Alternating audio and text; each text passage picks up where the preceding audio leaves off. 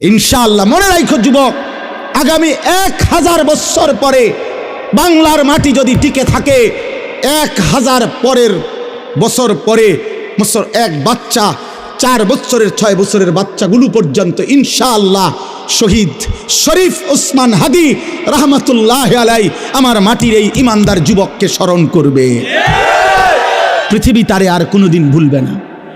পৃথিবীর ইতিহাসে সোনার অক্ষরে এই নাম লেখা হয়ে গেছে। আর শাজিমের গায়ে এই যুবকের নাম লেখা হয়ে গেছে।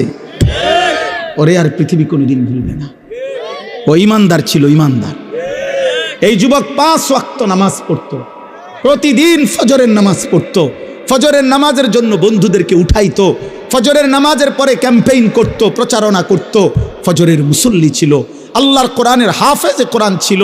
তার বাবা আলেম ছিলেন, সে নিজে মাদ্রাসায় পড়ছে, তার স্ত্রী পর্দানশীন, তার মা পর্দানশীন। কলিজা ভরা তার ঈমান ছিল, কলিজা ভরা তার মধ্যে দেশপ্রেম ছিল। আরশ আজিমের মালিক আল্লাহ বলছে, ছেলেটা চাইছিল ঢাকার একটা আসনে 500টা ভোট। সে বলছিল, এবার প্রথমবারের মতো আমি দাঁড়াইছি, যদি আমি 500 ভোট পাই তাইলেই আমার জন্য সৌভাগ্য, কারণ আমি প্রথম দাঁড়াইছি। কিন্তু আরশ আজিমের মালিক আল্লাহ বলে, যুবক, আমি তোর ফজরের সেজদা গ্রহণ করলাম, আমি তোর ঈমান গ্রহণ করলাম, আমি তোর কোরআনের তেলাওয়াত গ্রহণ করলাম, দেশপ্রেমও গ্রহণ করলাম।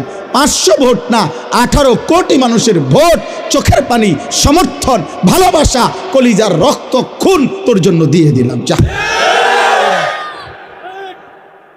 কত যুবক, এই যুবক, তার জন্য কত হাফেজ, আলেম, মুফতি, মুহাদ্দিস, পীর, আউলিয়া, বুজুর্গ, দিনদার, নেককার, বুড়া, জওয়ান, বাচ্চা, নারী, পুরুষ, ছোট বড়, সব কানছে, সব কানছে। আমি পরশুদিন তার কবর জিয়ারত করছি। তখন আমি যতক্ষণ ছিলাম তার কবরের জিয়ারত করতে গিয়ে 2 পাশে দেখছি শত শত মানুষ কবর জিয়ারত করে, প্রতিটা মানুষ দেখছি কানতেছে।